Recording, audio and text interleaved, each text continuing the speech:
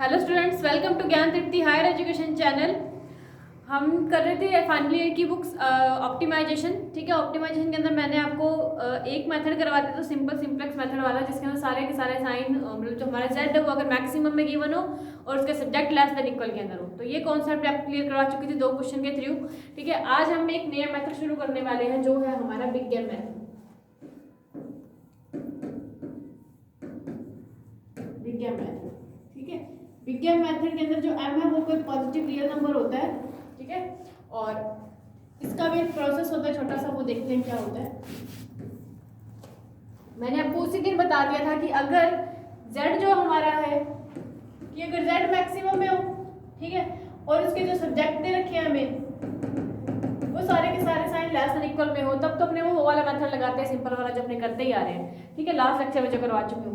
अभी यहाँ पे बात आती है कि अगर z क्या हो, मिनिमम में हो और इसके सारे के सारे सब्जेक्ट किसके अंदर पड़े हुए हो, ग्रेटर देन इक्वल के अंदर ग्रेटर देन इक्वल के अंदर हो, या फिर एक सिर्फ इक्वल का साइन भी आ सकता है।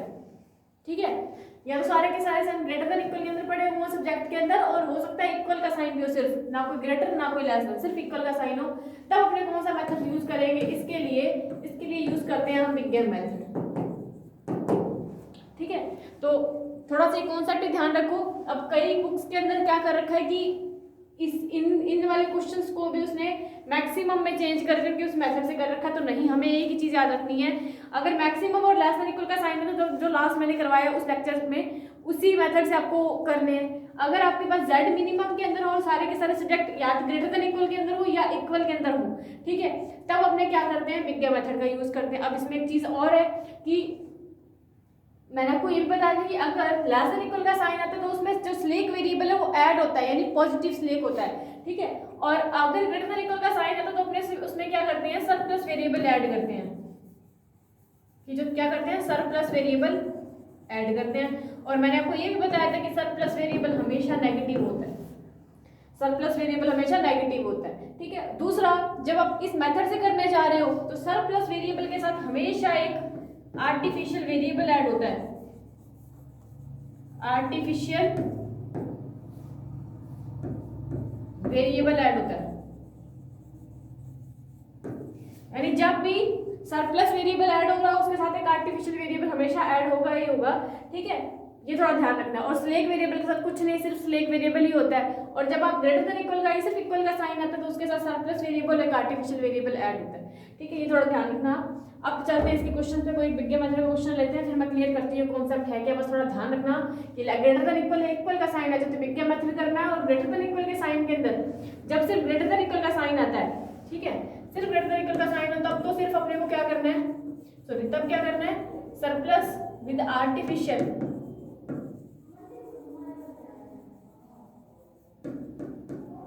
Surplus with artificial. और जब सिर्फ ग्रेटर देन इक्वल का साइन आता है तब सिर्फ आर्टिफिशियल वेरिएबल ऐड होता है, तब सिर्फ आर्टिफिशियल वेरिएबल ऐड होता है। ठीक है, कि जब ग्रेटर देन इक्वल का साइन होता है तब सरप्लस के साथ आर्टिफिशियल वेरिएबल भी ऐड होता है, और जब सिर्फ इक्वल का साइन आता है तब आर्टिफिशियल, सिर्फ आर्टिफिशियल, उसके साथ कोई स्लैक नहीं, कोई सरप्लस वेरिएबल ऐड नहीं होता। ठीक है, और सरप्लस नेगेटिव होता है, आर्टिफिशियल वेरिएबल मैं बताती हूँ प्लस में जाता है सब्जेक्ट्स में, और उसके z में भी प्लस में जाता है विद n कोएफिशिएंट। ठीक है, अब इसमें एक क्वेश्चन लेते हैं, बिग गेम मेथड पे क्वेश्चन लेते हैं। हमें बोल रहे हैं कि minimum of z equals to x1 plus x2।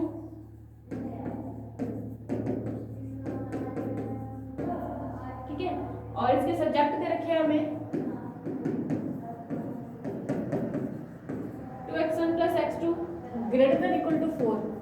ठीक है, और दूसरा दे रखा है x1 plus 7x2 greater than equal to 7 and all x1 and x2 are greater than equal to 0।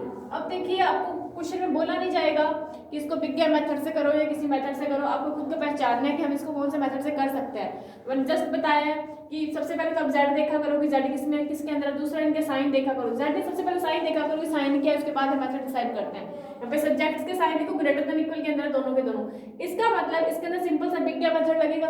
Clear है। अब हम ये जानते हैं कि ग्रेटर देन इक्वल का साइन है, बिग गैप मेथड लगेगा और बिग गैप मेथड के लिए हमारा z हमेशा मिनिमम में सेटिस्फाई रहता है, ठीक है। मैक्सिमम से भी कर सकते हो, कोई दिक्कत नहीं है, ठीक है, बट फिर भी मैं आपको प्रोसेस बताती हूँ कि क्यों हम मिनिमम से ही करते हैं बिग गैप मेथड को, ठीक है। तो जब ग्रेटर देन इक्वल का साइन है तो हमेशा जो z है वो मिनिमम के अंदर होना चाहिए, अगर नहीं है तो उसको मैक्सिमम बनाते हैं, वो मैं नेक्स्ट क्वेश्चन में बताऊंगी कि कैसे बनाते हैं, ठीक है। बट थोड़ा ये ध्यान रखना है कि जब मेथड चेक करना हो सबसे पहले सब्जेक्ट चेक करने हैं कि सब्जेक्ट लेस देन में है ग्रेटर देन में है। अगर लेस देन में है तो हमने सिंपल सा पीछे वाला मेथड लगा देंगे, अगर ग्रेटर देन में है तो हम क्या करेंगे, बिग गैप मेथड लगाएंगे, और बिग गैप मेथड के लिए ये मिनिमम होना चाहिए, अगर है तो बहुत अच्छी बात है, नहीं है तो फिर सॉल्व करो, ठीक है। अब करते हैं इसको सॉल्व।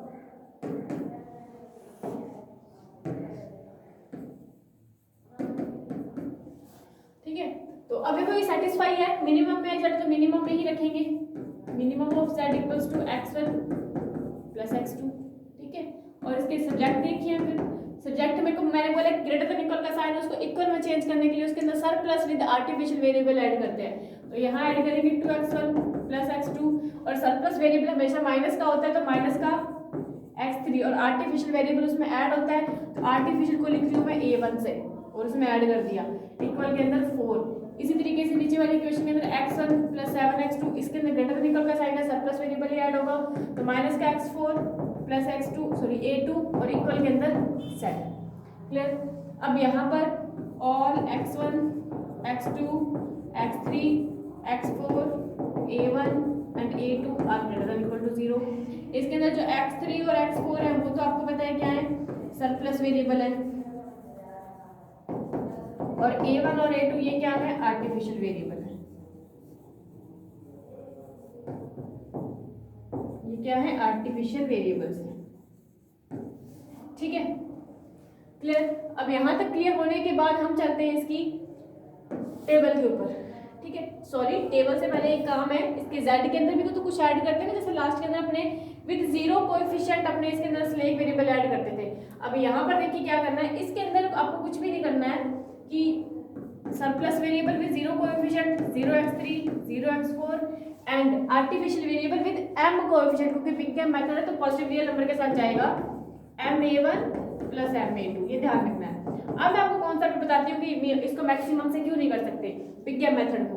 अब वो बोले ग्रेटर देन इक्वल का साइन है, यहाँ पर मैक्सिमम का साइन आता है ना, जब यहाँ पर मैक्सिमम का साइन आता है तो ये जो m है ना वो माइनस में लिए जाते हैं, माइनस का ma1 माइनस का ma2, तो वहाँ से भी थोड़ा चक्कर पड़ जाता है कि माइनस के अंदर टेबल बनाते हैं तो माइनस का थोड़ा सॉल्यूशन में थोड़ा पंगा पड़ता है, बाकी कोई नहीं है।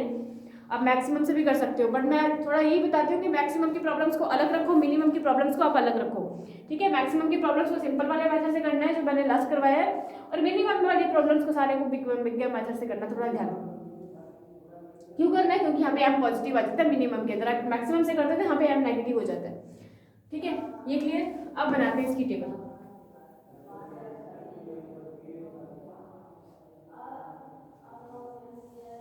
ये साथ के साथ नोट करते रहना।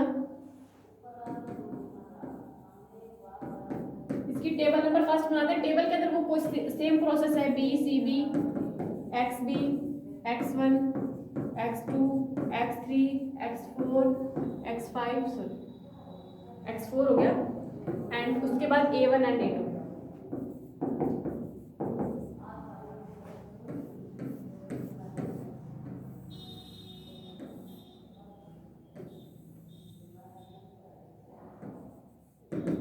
ठीक है, अब इसका सीजे मैंने बोला कि z के अंदर बड़े होते हैं, ठीक है, वेरिएबल उनके कोएफिशिएंट, तो क्या है 1 1 0 0 m और m, ठीक है। अब अंदर बात आती है अब इसके बेस के वेरिएबल में क्या लिखते हैं, थोड़ा ध्यान रखिए। वहां पर जो बेस के अंदर अपने एलिमेंट उसके वेरिएबल क्या लिखते थे कि जो स्लैक वेरिएबल होते थे वो लिखते थे, जो भी होता था जो ऐड हो रहा होता वो लिखते थे। बट इसके अंदर देखो सर प्लस के साथ साथ आर्टिफिशियल ऐड हो रहा है, तो अपने सर प्लस और वेरिएबल सब तो लिख नहीं सकते, तो दोनों में से कोई एक लिखना होता है। तो हम इसके अंदर सर प्लस वेरिएबल नहीं लिखते हैं, इसके अंदर हम आर्टिफिशियल वेरिएबल लिखते हैं, और आर्टिफिशियल वेरिएबल कितने हैं, 2 हैं उसके अंदर, a1 एंड a2, तो इन दोनों को ही लिखना है सिर्फ, ठीक है। यहाँ आ गए a1 एंड a2। अब बात आती है इनके कोएफिशिएंट, तो इनके कोएफिशिएंट यहाँ से देख के लिखे जाते हैं, क्या है m और m, तो यहाँ लिखेंगे m और m। फिर आती है XB इक्वल के अंदर जो पड़ा होता है वो, तो 4 एंड 7, तो यहाँ 4 एंड 7। अब इनके ये कोएफिशिएंट लिखने इनको देखकर 2 1 -1 0 1 0, फिर 1 7 0 -1 0 1, ये लिखे हैं। इनको देख के लिखा है मैंने, जो मैंने लास्ट टेबल में बनाया वो टेबल का काम सेम है, कुछ चक्कर नहीं है।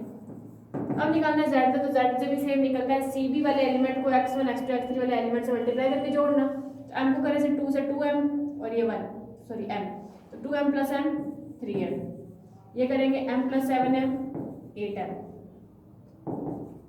-m, ये भी -m, ये m, ये भी m, ठीक है। अब करना है हमें c से माइनस z से, तो 1 - 3m, ये करेंगे तो 1 - 8m, 0 - m यानी प्लस का m, ये भी प्लस का m, ये 0 और ये 0। अब यहाँ से बात आती है कि c से माइनस z की वैल्यूज की। अब देखते हैं कि वो बोल रहे हैं कि अगर मैंने आपको लास्ट लेक्चर के अंदर बताया था कि अगर प्रॉब्लम मैक्सिमम की है तो यहाँ पर c से माइनस z की सारी value less than equal to 0 या तो नेगेटिव या 0 होनी चाहिए। अब अगर वो बोले कि प्रॉब्लम मिनिमम की है तो सारी की सारी वैल्यू या पॉजिटिव या 0 यानी ग्रेटर देन इक्वल टू 0 होनी चाहिए। तो देखिए क्या हो रही है क्या, तो m है, तो m मैंने बोला कि पॉजिटिव रियल नंबर है, तो m की कोई भी वैल्यू इसके अंदर रख करके अब चेक कर लो कि वैल्यू क्या आती है। तो मैंने रख ली m की जगह 1 रख ली, यहाँ पे m की जगह 1 रख ली तो माइनस का 2 आता है, ठीक है, और यहाँ रखती है तो माइनस का 7 आता है, यहाँ रखती है तो m की जगह 1 रखती है तो माइनस का 2 आता है और यहाँ माइनस का 7 आता है, ठीक है, और ये तो 1 1 है। अब देखो मैंने बोला कि c से माइनस z की मिनिमम के लिए सारी की सारी value greater than equal to 0 आनी चाहिए, बट दो तो नेगेटिव आ गई। अब दो नेगेटिव आ गई, इसका मतलब क्या है कि ये ऑप्टिमम सॉल्यूशन नहीं है, ठीक है, तो ये ऑप्टिमम सॉल्यूशन नहीं है।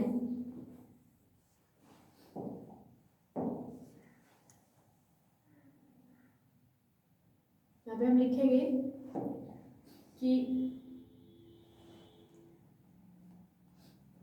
All value of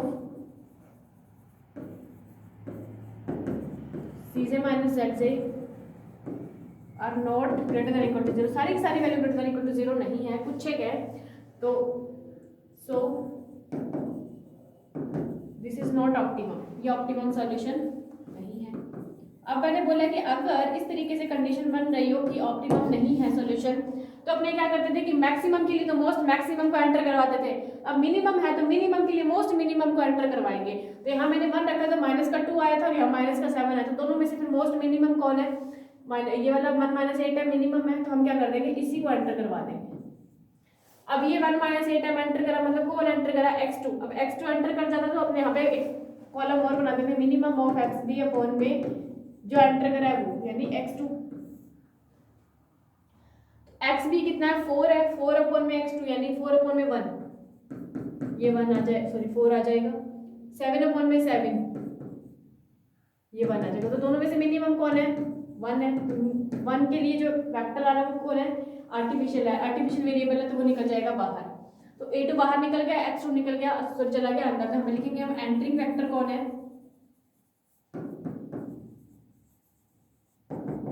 entering vector तो है x2,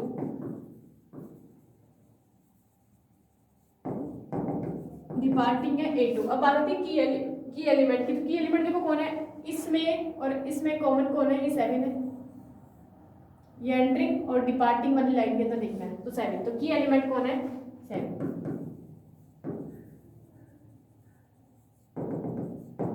की एलिमेंट हमारा 7 है। तो ये सारे डिटेल लिखने के बाद हम चलते हैं इसकी टेबल नंबर सेकंड पे, क्योंकि इसका काम खत्म हो चुका है।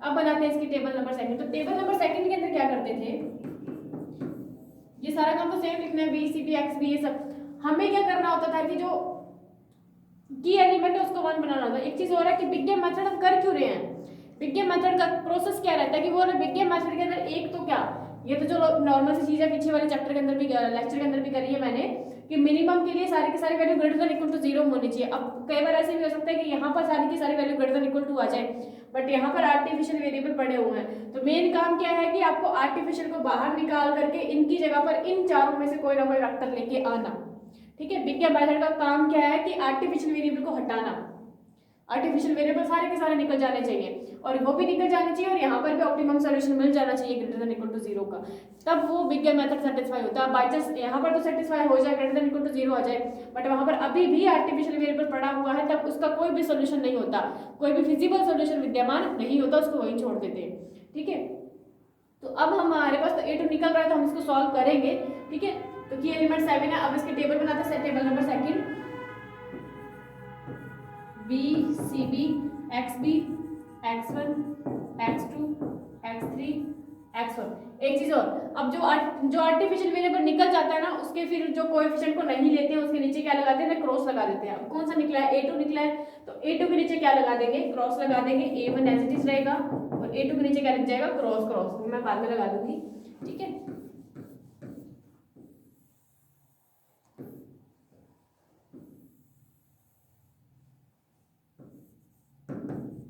सीजे सेम रहता है 1 1 0 0 m एंड m। सीजे में कोई वो नहीं है,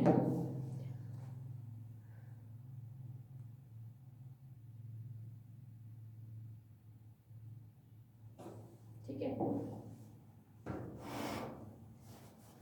अब देखिए a1 की जगह पर a1 रहेगा क्योंकि a1 पे कोई चेंज नहीं है, ठीक है। a2 निकल गया, a2 की जगह पर एंटर कौन कर रहा है, x2, तो a2 की जगह पर क्या आ जाएगा, x2, यानी कि कोएफिशिएंट a1 का तो m ही है, x2 का कोएफिशिएंट कितना है, 1 है, तो यहाँ लिखेंगे 1। अब xb से सारा चेंज शुरू होता है, कैसे कि xb के अंदर सबसे पहले की एलिमेंट वाली रो को देखना, फिर उसको 1 बनाना। अब इसको यहाँ से लेकर 7 से लेकर 1 तक पूरे में काम करना और फिर 7 को 1 बनाने के लिए, 7 को 1 बनाना है इसका मतलब पूरी रो को 7 से डिवाइड करेंगे। अब 7 से डिवाइड करेंगे तो यहाँ 1 बन जाएगा, इसका मतलब इन सबको करना पड़ेगा। 7/7 1, ये 1/7, ये 1, ठीक है, ये 0, ये -1/7, ये 0। और मैंने बोला कि a2 क्या है, निकल चुका है आर्टिफिशियल, a2 निकल जाए तो उसके नीचे क्रॉस लगाते हैं, तो इनके नीचे लगा दो क्रॉस, हमें इसको सॉल्व भी नहीं करना है। मैं तो क्रॉस लेके तुमको समझा रही हूँ, आप इस कॉलम को नहीं भी लिखो तो भी चल जाएगा, सिर्फ a1 तक टेबल बना सकते हो। थोड़ा समझाने के लिए इसमें लिख रही हूँ क्योंकि मैं क्यों उसको छोड़ रही हूँ, तो क्रॉस लगाते हैं उसके नीचे। अब बात आती है कि जो की एलिमेंट है, की एलिमेंट के जस्ट ऊपर वाले एलिमेंट को 0 बनाना होता है, यानी उसके 1 को 0 बनाने के लिए पूरी रो लिखेंगे हम, ठीक है। वो है 4 2 1 -1 0 1, और उधर तो क्रॉस चल ही रहा है, इसकी जगह पर क्रॉस ही लेंगे हम, ठीक है। और किसकी हेल्प से बनाना है, इसकी हेल्प से बनाना है, 1 1/7 1 0 -1/7 0, और ये क्रॉस है। अब किसको बनाना है, इस 1 को, यानी इसको 0 बनाना, तो डायरेक्ट माइनस कर दे तो बन जाएगा, कोई किसी से मल्टीप्लाई करने की जरूरत नहीं है। तो ये 3 हो जाएगा, 2 - 7/7 कितना हो जाएगा,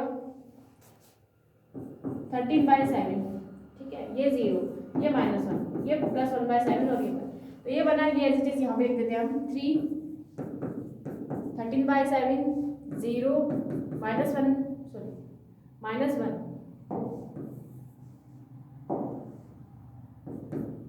एंड -1/7 सॉरी प्लस का 1/7 है, -1 1/7 एंड 1, और उधर तो फिर क्रॉस है, ठीक है।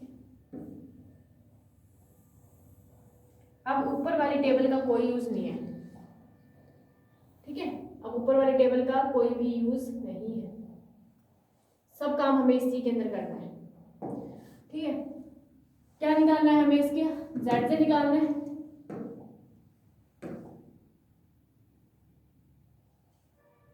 z से निकालना है, तो z से वही इन दोनों को मल्टीप्लाई करेंगे तो 13m/7 13m/7 प्लस 1/7, तो कितना आ जाएगा, 13m + 1 अपॉन में 7 आ जाएगा। इन दोनों को करेंगे तो ये 1 आ जाएगा, ये माइनस का m आ जाएगा, ये m/7 एंड -1/7, तो कितना आ जाएगा, m - 1/7, ये m आ जाएगा, और ये तो क्रॉस है तो इसको लेना ही नहीं, ठीक है। फिर हमारा काम क्या होता था, c से -z से करना, तो 1 में से 13m + 1/7 माइनस करोगे तो कितना बच जाएगा, ये हो जाएगा 6 - 13m/7, 1 - 1 0, ये प्लस का है, 0 माइनस करोगे तो 1 - m अपॉन में 7 आ जाएगा, ये 0 आ जाएगा, और ये क्रॉस चल रहा है। अब देखिए वही फिर से वही काम करना है, मिनिमम की प्रॉब्लम के लिए सारी की सारी वैल्यूज > 0 आनी चाहिए, ठीक है। अब यहाँ पर देखो m की जगह पर आप क्या रखते हो, 1 रखते हो, अब m की जगह 1 रखते हो, ये भी पॉजिटिव आ जाएगा, ये 0 आ जाएगा, और यहाँ जब रखोगे तो 6 - 13 यानी माइनस का 7, ये वाली माइनस का 1, तो एक वैल्यू नेगेटिव आ गई। अब एक वैल्यू नेगेटिव है, इसका मतलब इसके लिए भी c से -z ऑप्टिमम नहीं है, तो विच इज नॉट ऑप्टिमम लिखेंगे, क्योंकि एक यही नेगेटिव आ रही है,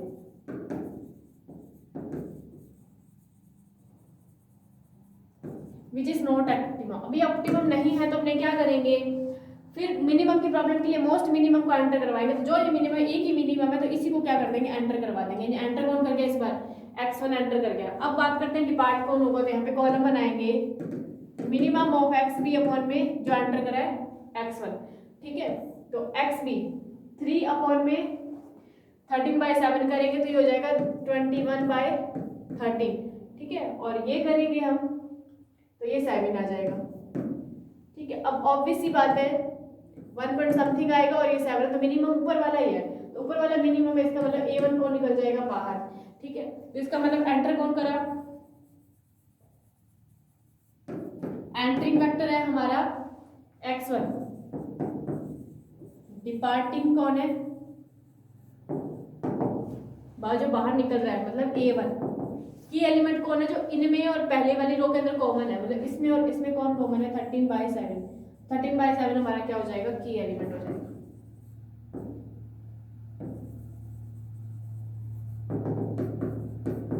ये हमारा की एलिमेंट है, ठीक है। ये हो गया। अब बनाते हैं इसकी टेबल नंबर 3 सिर्फ इसी के लिए क्योंकि ये एक नेगेटिव आ रहा है, ठीक है। अब बनाते हैं इसकी टेबल नंबर 3, तो फिर से लिखेंगे B C B X B x1 x2 x3 x4। अब देखिए यहाँ पर, अब मैंने बोला था आपको कि जो सिर्फ आर्टिफिशियल वेरिएबल के ही क्रॉस लगाते हैं, इनमें से अगर कुछ बाहर निकल रहा था तो क्रॉस नहीं लगाएंगे, उसके लिए मैं लास्ट लेक्चर में करवा चुकी हूँ, वैसा ही करना है बिल्कुल। पर जब बात आर्टिफिशियल वेरिएबल की आती है और वो बाहर निकल रहा है तब उसके नीचे अपने क्रॉस लगा देंगे। अब a2 तो ऑलरेडी क्रॉस में ही था, अब इस बार a1 भी निकल गया तो a1 के नीचे भी क्या आ जाएगा, क्रॉस आ जाएगा। इन दोनों के नीचे क्रॉस आ जाएगा, सिर्फ काम हमें x4 तक ही करना है,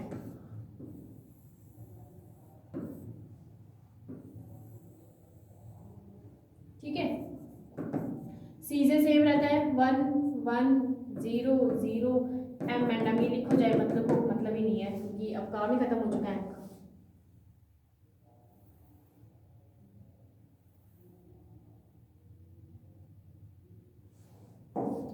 ठीक है, अब बी में लिखना है हमें। बी में क्या लिखे, a1 निकल गया, a1 की जगह एंटर कौन करा, x1, तो ऊपर तो आ जाएगा x1 और नीचे x2। इनके कोएफिशिएंट दोनों के x1 का 1 है और x2 का भी 1 है। अब xb की बात करते हैं, 13/7 है, 13/7 है। अब 13/7 है तो इसको 1 बनाने के लिए इस पूरी रो को 7/13 से मल्टीप्लाई करते हैं। इसको 7/13 करूंगी तो कितना आ जाएगा, 21/7 30।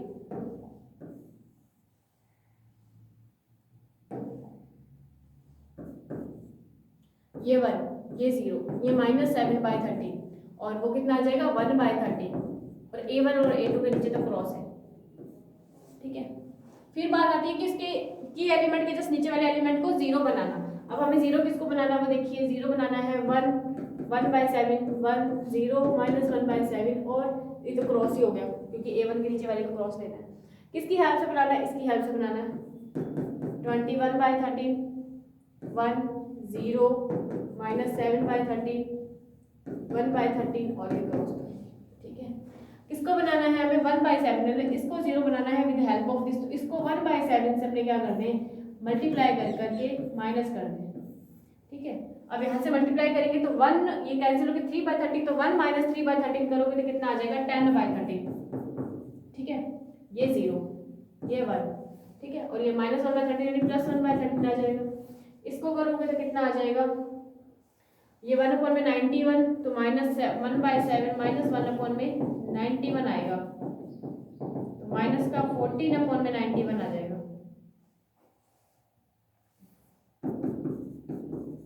ठीक है। और -14/91 है, ये कैंसिल भी हो जाएगा किससे, 7 के टेबल से, तो -2/13, तो यहाँ पे डायरेक्ट लिख लो -2/13,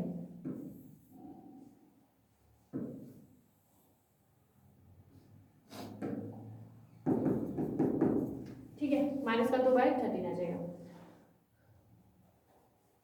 तो कितना आया ये 10/13 और 0 1 1/13 -2/13, ये क्रॉस,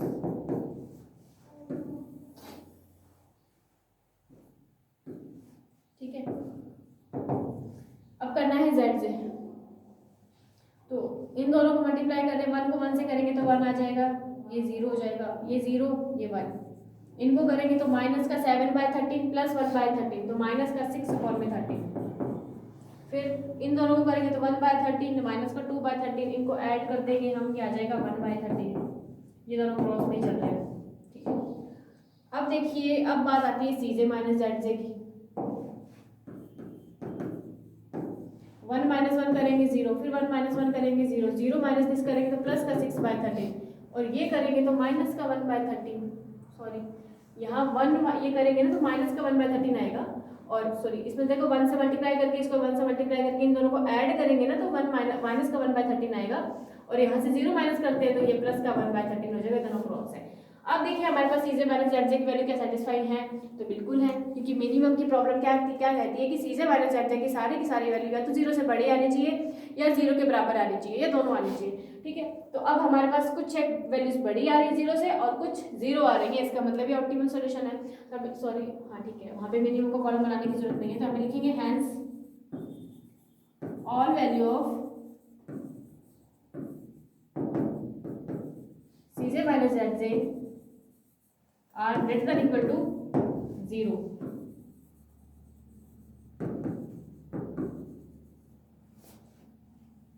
और यहाँ पे ये भी लिखना है कि ग्रेटर देन इक्वल टू 0 के साथ साथ दो कंडीशन देखनी है ना अपन को, कि ये भी ग्रेटर देन इक्वल टू 0 होना चाहिए और यहाँ पर आर्टिफिशियल वेरिएबल भी नहीं होना चाहिए, तो हम ये भी लिखेंगे greater than 0 equal to 0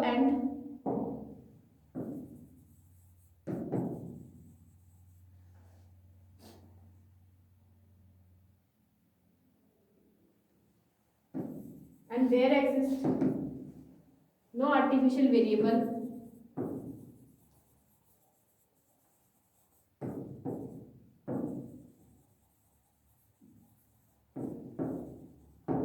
in B, मतलब B के अंदर कोई भी आर्टिफिशियल वेरिएबल भी एक्सिस्ट नहीं कर रहा, इसका मतलब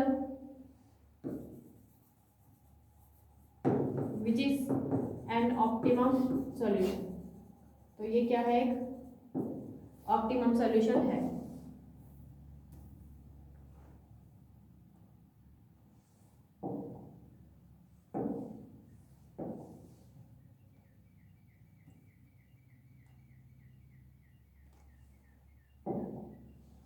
which is an optimum solution. अब ऑप्टिमम सॉल्यूशन आ गया, आंसर निकालना, तो मैंने बताया था कि इसकी वैल्यू ये होती है, x1 की वैल्यू क्या है 21/13,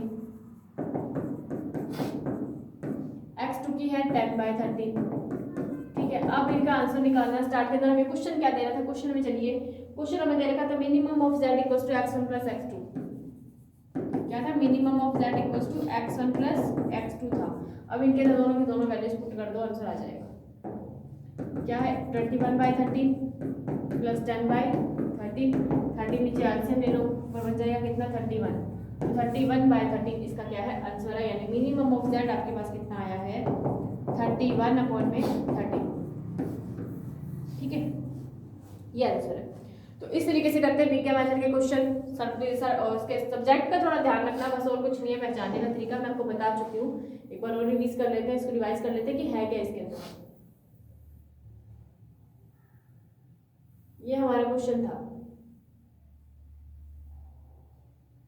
ठीक है। क्वेश्चन हमें दे रखा था कि जो मिनिमम ऑफ z है, मिनिमम ऑफ z आपको बोला था कि वो x1 equals to x1 plus x2 दे रखा है, ठीक है, और सब्जेक्ट इसके ग्रेटर देन इक्वल टू 0, तो मैंने आपको यही बताया हुआ है कि सबसे पहला काम ही क्या रहता है, इसके सब्जेक्ट चेक करो कि आपको किस साइन के अंदर दे रखे हैं, लेस देन इक्वल के अंदर है या ग्रेटर देन इक्वल के अंदर। तो अगर लेस देन इक्वल के अंदर फिर तो वही मेथड लगेगा जो मैंने लास्ट लेक्चर में करवाया हुआ है, उसके लिए z मैक्सिमम होना चाहिए।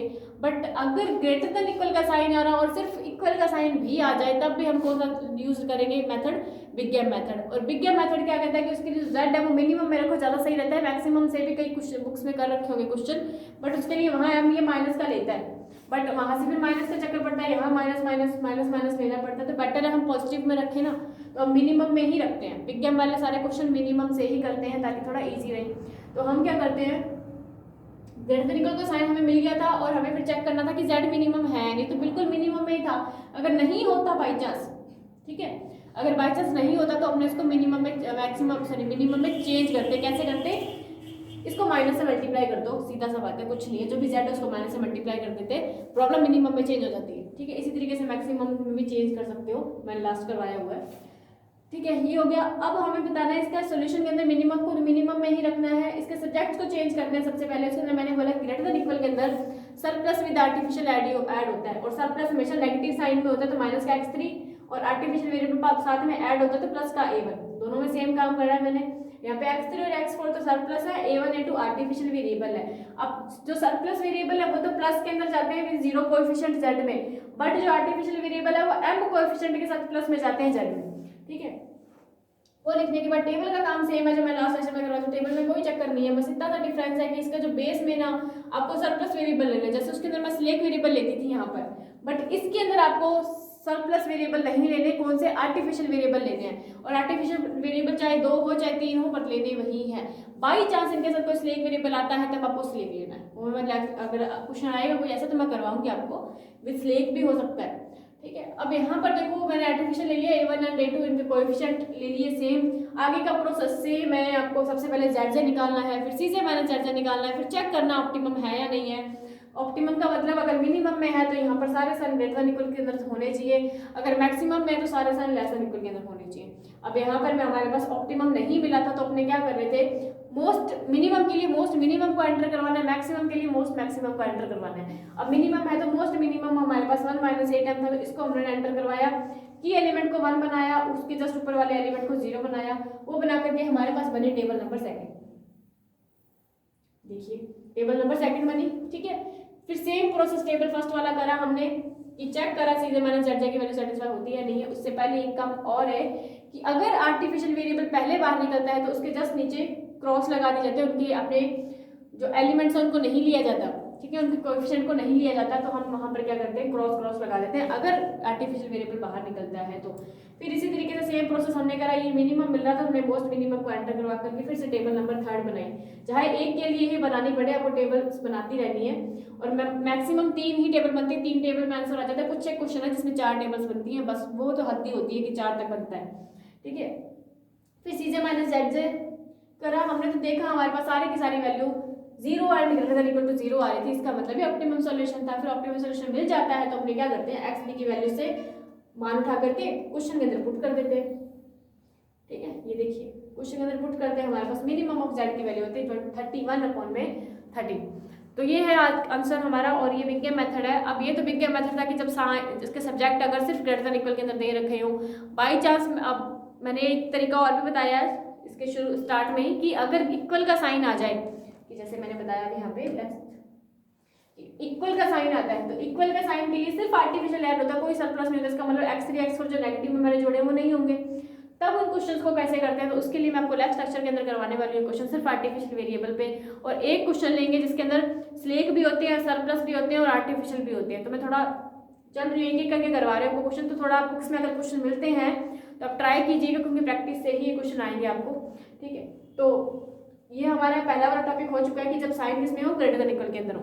अब आता है इक्वल का साइन, तो हम नेक्स्ट सेक्शन में करवाऊंगी कि किस तरीके से इक्वल के साइन के लिए करते हैं, और उसके बाद हम चलेंगे कि जब आपके पास सारे साइन मिक्सअप हो, स्लैक भी हो, लेस देन इक्वल भी हो, ग्रेटर देन इक्वल भी हो, सिर्फ इक्वल भी हो, तब उन क्वेश्चन को कैसे किए जाते हैं, और वो क्वेश्चन बहुत इंपॉर्टेंट होते हैं, और वो करते हैं हम नेक्स्ट लेक्चर के अंदर। Thanks for watching.